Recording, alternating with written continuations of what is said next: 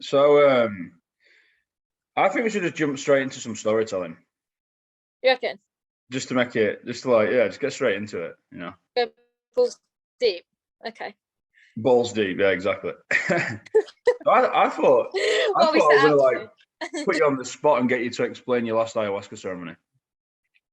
How do you feel about that? Not yet. I feel like that's a story for another day. Is that so for another day? So go on then. I'll let you take charge on this one. What do you want to talk about?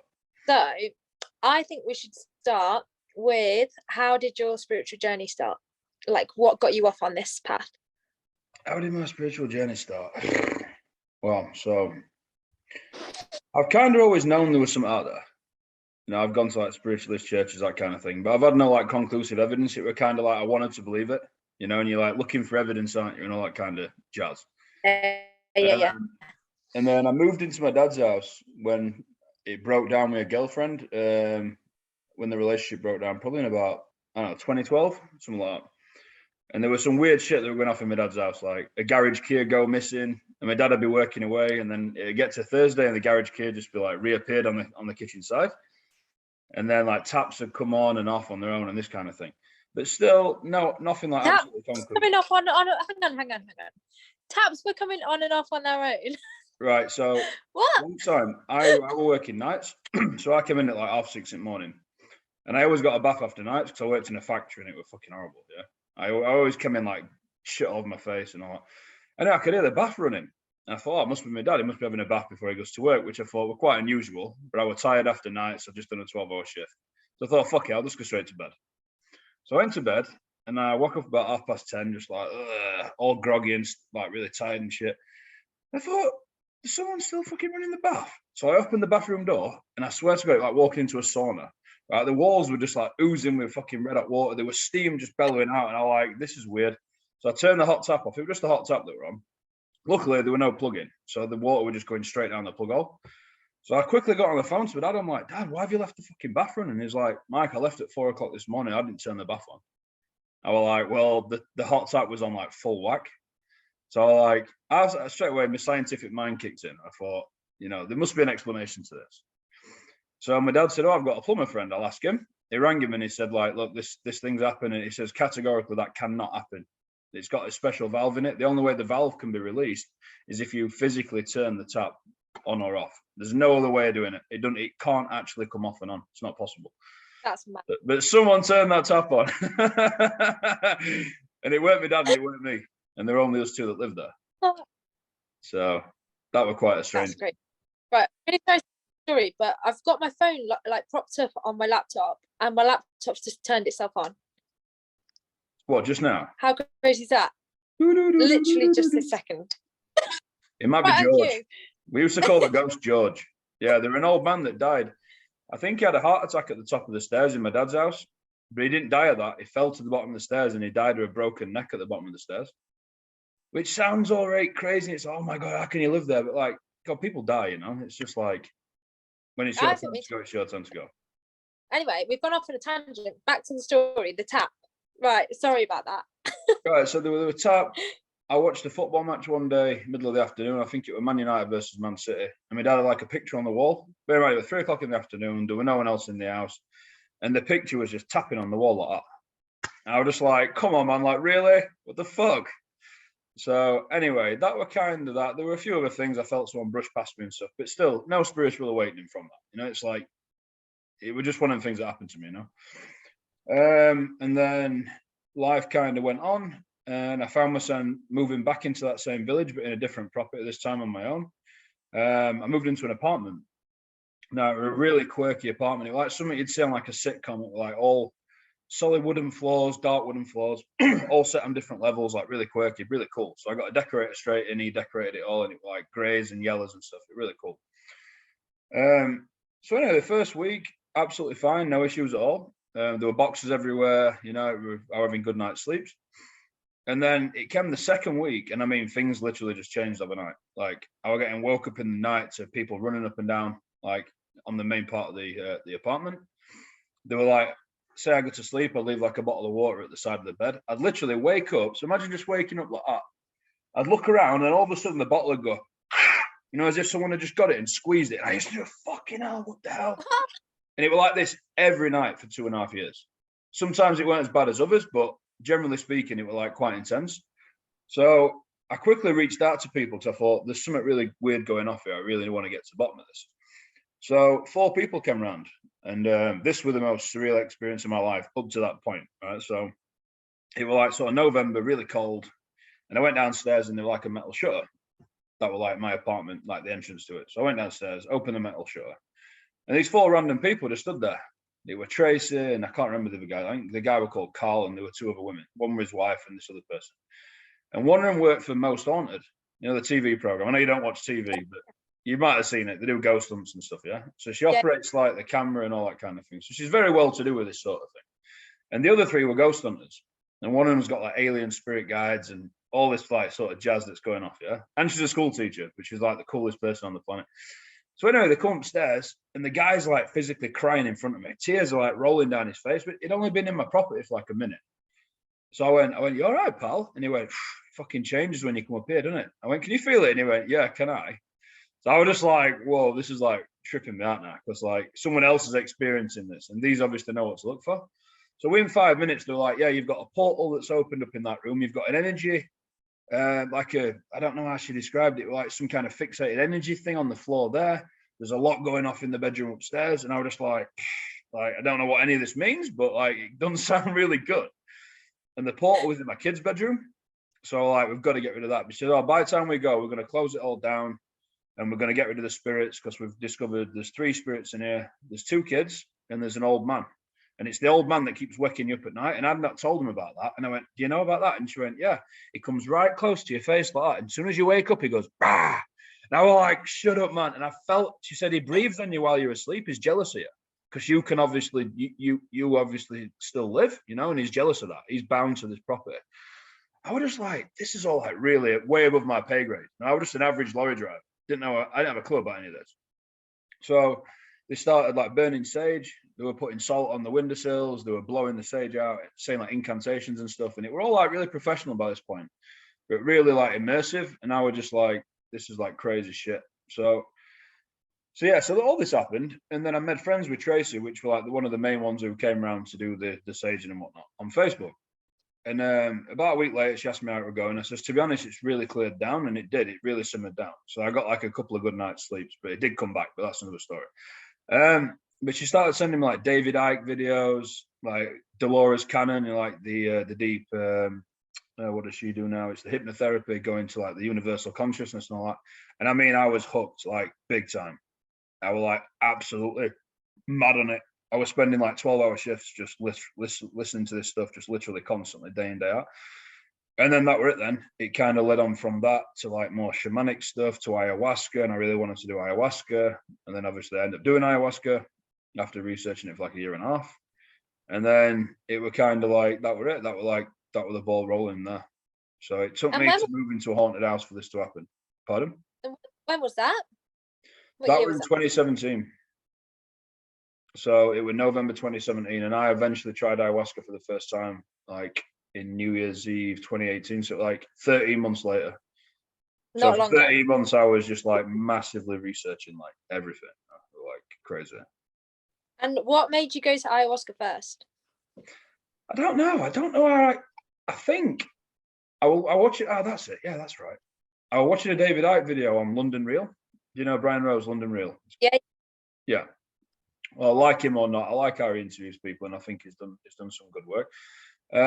But when I watched the David Icke video, I think it was like a 3-hour video, one of his specials. I think he did like 4 specials with David Icke. I was like so fascinated with it. I thought, God, if he's good with David Icke and he's covered this so good, like there must be someone else that's pretty good what he's putting out there. And I went through quite a lot of his interviews, and I watched quite a lot with Dorian Yates, the ex-world champion bodybuilder, like Mr. Universe.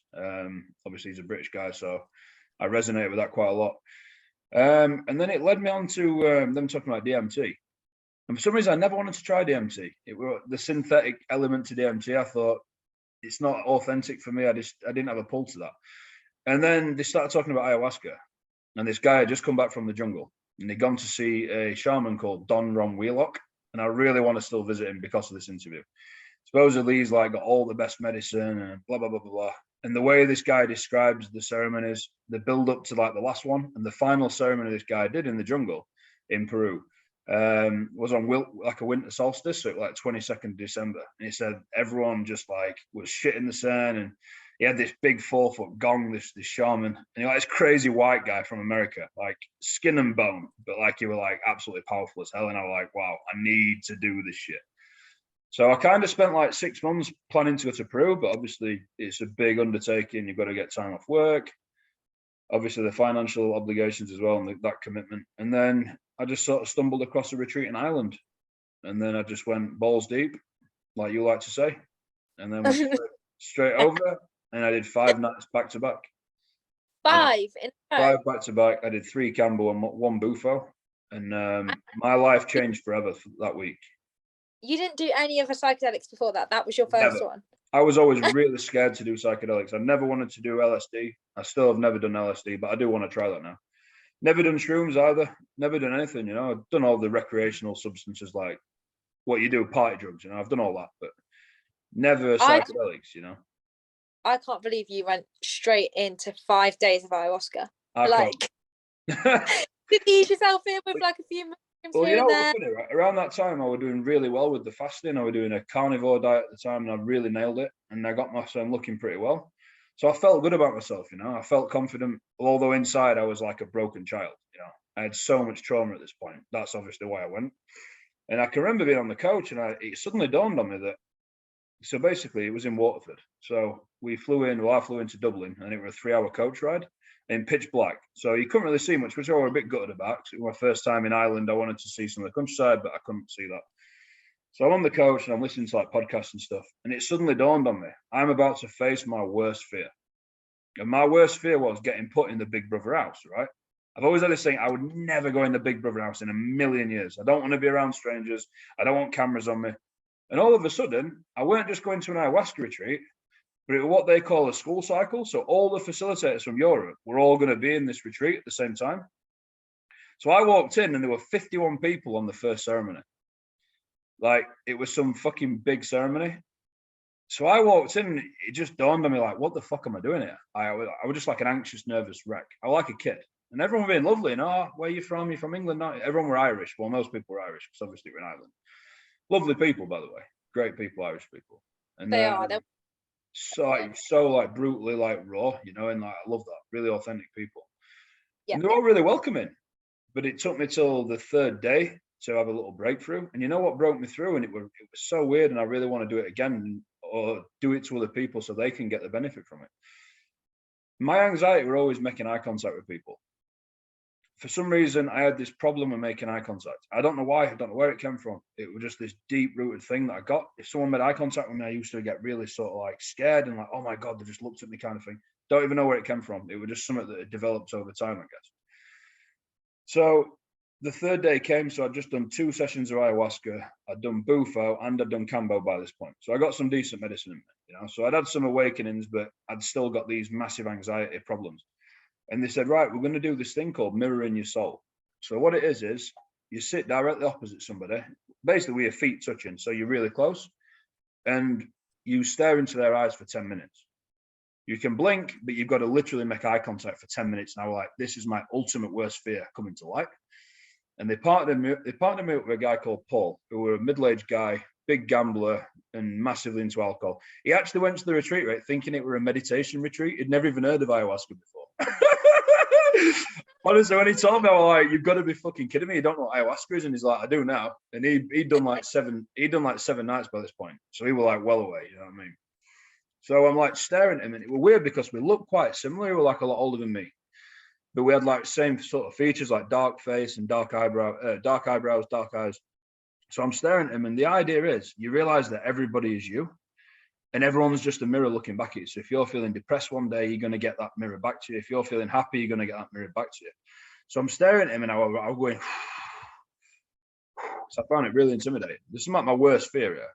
And then all of a sudden I started smiling, then he started smiling. Then I started laughing, then he started laughing. And then we were just laughing out loud at each other. And around the room, everyone were all partnered up with different people in the room. There were like 25, 30 people doing it. And everyone's laughing and giggling and shouting and screaming and just having fun. And I'm like, oh my God, for 15 years, I've been scared to do this. Like, why have I been scared to make eye contact with people? And it was just like the biggest realization and breakthrough moment of my life up to that point. I was like, holy shit. And then he says, can I hug you? And I'm like, yeah, of course you can, brother. And then that was it. I was like really relaxed then. And I was like getting involved in conversations and making eye contact. And I'm like, God, I'm actually acting like a human should be acting now. But it took me to go all the way to Ireland to do ayahuasca. So I just had this little moment where I just had this realization, you know, and since then, the journey's been that sort of thing. You know, you don't always get them really big aha moments. They just come in these little small things, you know, these little things just get planted in your mind, or these little things just happen to occur. And you're just like, wow. So you didn't do like any meditation or anything, any mindful practices, nothing like that. You just went, I'm going to do ayahuasca. Send me to the deep end. That is amazing.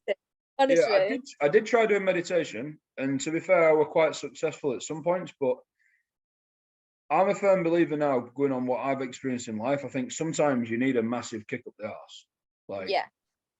What you can actually gain by doing meditation, if you've got some serious trauma inside, it's not just going to suddenly heal itself. No. It's like I get what you need, not what you want, especially from like plant medicines. If you go in expecting something, you're never going to get it. Like you get what you need, and clearly you needed a big kick up the arse, and that's what took you there. Yeah, exactly. And then from then it's just gone, I assume. Yeah, it were a massive roller coaster for a while though. Like me and my ex-partner were just like constantly just like battling at loggerheads then. It were like I wanted to be on my own. I would just in that solitude mode.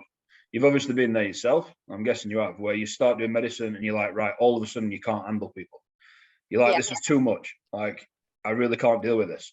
You've learned so much about how people act, and you've kind of become like your own therapist in a way. Yeah. So you become a therapist for everyone else, but obviously you can't be a therapist for everyone else. You can only be a therapist for you, you know, unless people come to you.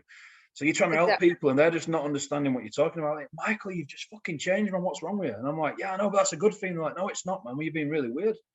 Like I cancelled I think it was my 32nd birthday. It were all planned. I cancelled that. I couldn't bear to be around my family. My dad's 60th, which fucking broke his heart, I think. I turned up to pick my ex up. I didn't even go in. Like I could not go in. And he must have really been affected by that. But at the time, I was just deep into this thing that we're in, you know, this cycle, this awakening. And I just could not handle being around people. You know, it was just too much, you know? Yeah. Even spiritual people. If I were around someone who were what I class as sort of spiritual, they'd highlight in me that I weren't as spiritual as them. And that's kind of how I used to judge things. You know, they're too spiritual. They're not spiritual enough. Where the fucking hell do I fit in? You know, and I'm just like lumbered in between all these different situations. And it was like really intense, really very hard to go through, you know? Yeah, especially that like when you first come out the medicine, like it is still live, it's still active in your body, it's still working. And I remember actually when I came home from ayahuasca, my mum was stood like here, and I took a step back, and she was like, "Why are you stepping away from me?" I was like, "I seriously cannot be in this room. Like I can't be." She's like, "Why? What's wrong?" And I was like, "Nothing's wrong," but everything was just like boom, boom. It was almost like I can feel any energy anyway, but this was like another level. So, I mean, you kind of just have to get in nature, deal with things yourself, and then realize that actually you're going to have to plug back into the matrix at some point and, like, you know, navigate your way around that, I guess. Because once you've seen those dimensions and once you've been to these worlds, like, this reality, it crumbles. Everything that you thought you knew doesn't exist anymore. And to sort of process all of that, it's a really, really deep process. And so I can really understand why you were struggling to be around so many people, because it was hard. Like they're not on your page. You're like, I'm not on this planet. That's how I feel most of the time. I'm not on this planet. I'm not on the same planet that the rest of these people are on. I'm just not. So yeah. It's an interesting one for me though, because I think it was Alan Watts who were talking about Buddhists, and there's a sect in Buddhism where they judge people, or they judge the level that their students get to based on these 3 stages. So the first stage is, let me just get this right. So the first stage is you think you're the same as everybody else. Like that's the first stage. That's like before you awaken, shall we say, right? And then all of a sudden you realize, oh my God, I'm so separate to all these other people. But then when you become a master, you realize, no, actually, we're all the same, you know? And they use the analogy of a mountain and a forest. So in the first instance, you'd see the mountain and the forest as like one big entity. And then you'd awaken, you're like, nah, they are separate. The mountain is separate to the forest. But then when you go deep enough, you realize that no, the mountain and the forest are actually like as one, you know, and everything's just as one. And I can relate to that so much. It's took me 5 years to get to this point now where I can now talk to what I class as normal people, and I don't judge them. I don't even think about what journey they're on. It's like I've kind of done full circle. And it's interesting now when you see people just starting out in this awakening, when they're calling people sheep and they're referring to people as like non-spiritual and all that. Like, we're all spiritual beings, you know? We're just all at different stages, you know? Yeah. But I had to go through all that shit to get to this point. It's kind of like I've done a full circle. And I'm not saying I'm a master by any stretch of the imagination. Yeah. But I'm certainly feeling like I'm on a decent sort of wavelength right now, you know, where I'm just free from judgment. You know, I'm not pointing the finger at anybody and trying to escalate people all the time. And that's not my path, you know, that's their path. Exactly. And that's one of the biggest lessons you can learn, actually, like to become the observer, to watch things from the outside rather than being involved and actually giving a shit about what they're doing. Like, who cares if they're going to the shop? Who cares if they're dating that guy and he's a dick? Like, it's really not your problem. And when you can observe that and not absorb it, like that is a mastery skill. But you said you'd gone in a circle. You're probably going to go in a circle like another 10 million times. Like, this is not going to end. You're just going to keep evolving and evolving. And just when you think, oh, they can't throw anything else at me, they're going to go bang and throw something else at you. So it's just part of the journey. You just like we were saying before, you just got to surrender. You just got to surrender to what is going to happen and trust, I guess. Yeah, exactly. Yeah, I saw a meme yesterday actually where you've probably seen it before. It's like, picture a spirit guide or picture a guide, and it says something like, I thought my spirit guide had taught me all the lessons, and this guy's going like, get ready for your next one, you know. And I think that's just life in general, but I think if you're on a spiritual path and you want to actually grow, you're looking out for lessons all the time, you know. Yeah, definitely. I'm looking out for, I've always like had this idea that like I want something really bad to happen to me, but not like as in like where I'm going to lose some family member or something like that. Just like someone to prank my car, you know, something to really trigger me. Like, I drive a nice car. I don't want someone to smash into it. But then it's like, what lesson would I learn though if they did? You know, how would I be able to handle that situation? Don't call that in. We're not calling that in. It's never going to happen. So it's never going to happen. No one's ever going to go anywhere near my car. But if they did, then I'd just be like, yeah, I'd be calm, you know. And it's sad. You see people going absolutely crazy when people have pulled out in front of them. And I'm like, man, you know, you don't really need to act like that.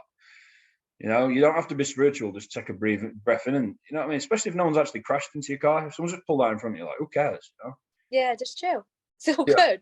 Like, but I know what it feels like if you're having a bad day and someone does it. It's just like that instant reaction, isn't it? Fuck off, and then you're like, Michael, really? You know, like, why have you just done that?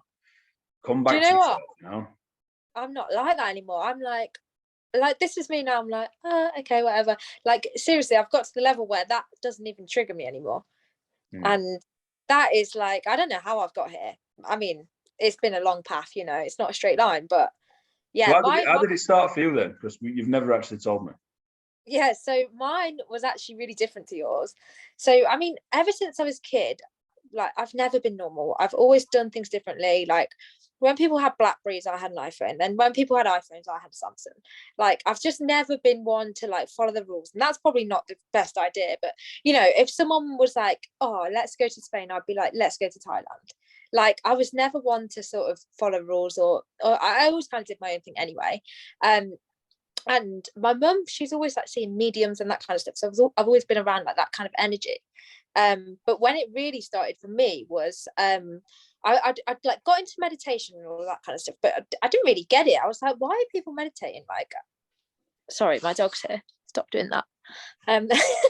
Why are people meditating? Like, they're just seeing blackness, and like now I understand that is just the present moment. But at the time I was like, I don't get it. I don't understand. And then it was actually, I'm pretty sure it was either 2019 or 2020. No, actually, it must have been 2020, because it was when all this COVID nonsense was kicking off. And there was this really rare star alignment. I'm not sure what it's called, but it's known as like the Star of Bethlehem. And on this day, basically, there was a load of people that I'd been following on Instagram. You know, like back then, it was all like this truth of stuff. And then like this was when we were like uniting. And there was this one girl who was like, right, we've got this series of meditations lined up. We're using this energy portal. Basically, we just need as many people as possible to tap into these meditations. Here's the schedule. If you feel drawn, jump in, kind of thing. Actually, no, I've missed a big bit of that story out. So this girl, she put on a story, if you feel ready, like basically drop me a message, I'll assess your energy to see if you're ready. And then what we're going to do, we're going to jump on a Zoom, and I'm going to do like a pre-work thing, if you like, pre-meditation before we do the portal tomorrow. We work the portal tomorrow. So this girl, basically, I jumped on this Zoom with this random girl online that I'd never met. And she basically took us on this guided meditation to the pyramids. And in the pyramids, basically, I was met. So I'd never had a meditation like this. I've never got any mad visuals or anything like that. In this pyramid, I was met with Archangel Michael, who gave me all of these like protection things. And she didn't actually guide them. She said, you know, you might meet this person, you might meet that person. What's that? Archangel Michael. Yeah, he's always with me. Yeah. Go on. But yeah, so we were astro traveled to the pyramids. Awesome. It sounds crazy, and it was crazy at the time. It is crazy, but it's still awesome. Yeah, and basically in the pyramids, I was gifted various tools, various things from Archangel Michael. And at the time, it didn't really make sense. Now I totally appreciate and value what he gave me. So then we came out of that one, and I was just like, whoa, like I've just been to the pyramids in a meditation. Like, how is this even possible? But anyway, the next day was when the portal opened, and it was a series of meditations, and it was like, I can't remember, maybe like 4 or 5 different people. And it was like, da, da, da, da, da, and you literally were in a meditation for maybe like an hour, but all of them were guided. And on this last one, so the others, like they were really powerful and profound, but this last one, I swear to God, so I'm doing this meditation, and at this point I'm laying down because it's that powerful what's going on. And we were taken like out of this world. I was literally looking at the earth from a different realm, right? And I was like, we were doing all this mad shit, and I'm like, what the fuck? And then I dropped back into my body when we came out of it, and I swear to God, I couldn't move for half an hour. I could not move. Like I was like laying on the floor, couldn't move my arms, couldn't move my legs. And then I was just like, what the fuck is just like, where the fuck have I just been? I can't even deny this anymore. Like, I'm just gonna have to go like balls deep down this path, because I can't explain that experience to anyone, nor can I even like try and justify what's just happened without it being real, kind of thing. So then from then on, I mean, loads of weird shit started happening then. It was almost like someone just grabbed me and were like, you're coming with me, and like shook my legs. Like my granddad died, and then I saw him like walk across the landing. There was always stuff being moved, you know, kind of like yours. Like it's almost like when they're nudging you, like, we're here. And then I actually saw this medium, because my mum was like, oh, go and see this medium, blah blah blah. And I was kind of like, I don't really want to see this medium, because at this point I started to receive like downloads. All of my meditations just started getting really, really profound. So how old were you at this point? So it was only it's like 3 years ago, 2019, as you said. Yeah, no, yeah, so this was 2020, the star alignment, so it wasn't even that long. Yeah. And yeah, so my mum was like, go and see this medium, blah blah blah. And I was like, I don't really want to, but I did anyway. And everything she was telling me, I was like, I already know this. I was told that in a meditation here, I was told that in a meditation there. And then I was like, this bitch is telling me shit that I already know. Like, I've clearly got a gift here. But something was really, really off about her energy. Like, I was just like, I want to get off this call. Like, something didn't feel right. And by this point, I was balls deep into the sage, to the Palo Santo, to all of this stuff. Like, I already had that. So I got off, and I was like, I need to go in a salt bath. Like, I need to get this energy off me.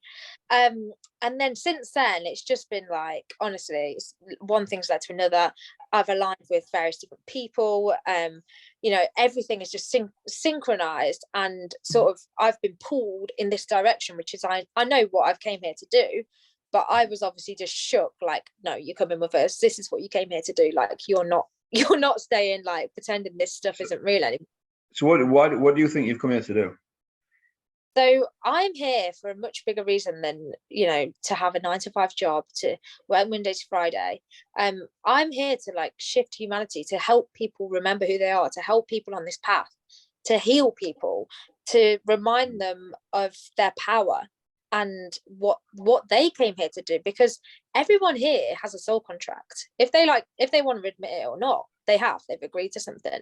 And that might just be that they've agreed to have a family. That might just be that they've agreed to come and look after their parents, whatever it is. Some people have agreed to normal things. Of course, they have to, because in order for this system to work that we currently have, that has to happen. But there are also people like me and you who signed up for this and were like, we're going to shake shit up and we're going to shift people. Because imagine if we can even shift, like, I don't know, 10% of people that we meet, or just a tiny bit, just to sort of plant that seed that maybe they're life than what they know. And imagine shifts that the profound shifts that will happen in that case. Like, imagine what will happen when people start to realize who they are, and that we are much more than this physical vessel, that we are much more than this physical world. Like, imagine the magic you can create. I mean, I'm sure you can understand as well, like, even the people around me, like the difference that has happened to them just from me healing myself and recognizing my traumas and recognizing all of these patterns has been profound. I can imagine the way you are now as a father, as a partner, as whatever you want to be. Like, I can imagine the way that you deal with situations and such, like, is very, very different to the Michael that we knew completely. prior. I'll give you an example, right? Me and my mum we never used to hate each other, but we were kind of love-hate relationship, you know? We couldn't spend like 20 minutes together without, like, I used to think that she was always trying to tell me what to do. Always. That was my perception of what my mum stood for in my life, you know? And it used to really piss me off. I'm like 29, 30, 31, 32, and she's telling me what to do, right? And it used to really piss me off. Obviously, you don't want to be told what to do at 32-year-old. Looking back, she was just trying to guide me and trying to help me, but she was doing it in the wrong way, yeah? Or maybe she weren't, I don't know. But anyway, I went to ayahuasca the first time, like I said, in Ireland, and I was shown that, in fact, it were actually after Bufo. So I kind of come around after Bufo. For those that don't know what Bufo is, it's one of the strongest psychedelics you can do. It literally zaps you off and you basically become pure consciousness. It's like the most intense, exhilarating, and the most beautiful experience all in one go. Like, that's the only way I can really describe it. You can't really understand it until you have it. It's one of them kind of experiences. So I kind of come around after Bufo, and I would just lay down meditation, just shutting my eyes. Well, not really meditating. I just had my eyes shut, and I would just accepting whatever were coming. And all of a sudden, I saw my mum, and I saw a cross section of mum's body, and I saw me as a little baby inside a womb, and I felt the pain that she went through, and all the bearing for me, you know, like going through that 9-month cycle, having me, and all the pain that she went through giving birth. And I was just crying, man. There were just tears rolling down my face, and I'm like, how the hell have I ever raised my voice to this woman? Ever? She did so much for me. I would not exist if it weren't for her. And I mean, that was 3.5 years ago. And we used to argue every single week. We've only had one argument since. That's amazing. 3.5 years. So she didn't need to change. It was me that needed to change, clearly, you know? And that was such a powerful lesson for me. It kind of went like 9 months by, and I was like, I said, have we fallen out lately? And she went, no, you're nice nowadays. And I was like, wow, I actually am, you know, like, I've really changed. But I didn't realize I changed. I just started to love her and love her for her flaws and for everything else, you know. I weren't just looking for these nice parts of her. And if she started, I'd just be like, Mom, come on, man, you know, and then we'd just start talking about something else. So I removed that trigger. I stopped being triggered, you know. And once I'd done that, she had nothing more to say, you know. I just accepted it. And that thing just went away. Yeah. And if you can transmute that in that situation, you can do it in any situation, with a boss, with a friend, with a daughter, with a son, you name it. Yeah. Blank, you know. Exactly. And then this goes back to, like, everyone's a mirror, right? So the problem here was actually you. The problem was you all along. And the problem in any situation is always you, because you're never going to change what happens to you, but you can change how you react. How can you change how you react? Understand yourself better, understand your triggers, understand why you have those triggers, and, you know, release them. And psychedelics are a great way to do that. There are many other ways, of course, but we will definitely do a whole episode on psychedelics. Well, I think we've got many to come actually on that. I think we should split it and do like maybe an episode on each, because we can get so many examples. Yeah. Like ayahuasca needs a whole probably 2 or 3 on its own. It needs about 6 months, I think, ayahuasca. Well, anyway, I think we're coming up to time, but I'm really enjoyed chatting to you tonight. It's been good. And obviously, this is the first time. No one probably realizes this is the first time we've actually spoke on a video call or otherwise. We've never actually spoke in person ever. So no, we just it with voice notes. We'll actually do a video about how we met as well, and like how we were, how that crazy shit happened. Interesting one. That will be interesting. We'll save that for another day, I think. But yeah, let's leave that one here today then, and then we've got loads more to say, so we're definitely going to be back. We could talk forever. Anyway, we can. Take it easy. Yeah, and you. See you later. Soon. Bye.